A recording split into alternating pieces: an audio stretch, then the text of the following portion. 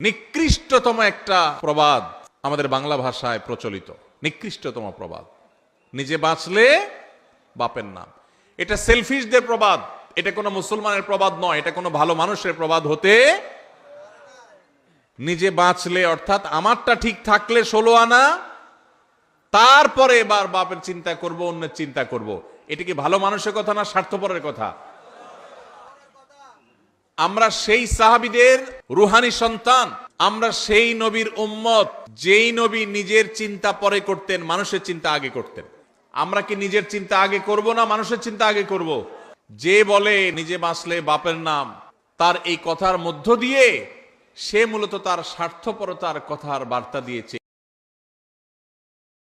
নিকৃষ্টতম একটা প্রবাদ আমাদের বাংলা ভাষায় প্রচলিত, নিকৃষ্টতম প্রবাদ, নিজে বাঁচলে বাপের নাম। এটা সেলফিশদের প্রবাদ, এটা কোনো মুসলমানের প্রবাদ নয়, এটা কোনো ভালো মানুষের প্রবাদ হতে। নিজে বাঁচলে অর্থাৎ আমারটা ঠিক থাকলে 16 আনা, তারপরে এবার বাপের চিন্তা করব, অন্যের চিন্তা করব। এটা কি ভালো মানুষের কথা না স্বার্থপরের কথা? আমরা সেই সাহাবীদের রুহানি সন্তান, আমরা সেই নবীর উম্মত যেই নবী নিজের চিন্তা পরে করতেন, মানুষের চিন্তা আগে করতেন। আমরা কি নিজের চিন্তা আগে করব না মানুষের চিন্তা আগে করব? যে বলে নিজে বাঁচলে বাপের নাম, তার এই কথার মধ্য দিয়ে সে মূলত তার স্বার্থপরতার কথার বার্তা দিয়েছে।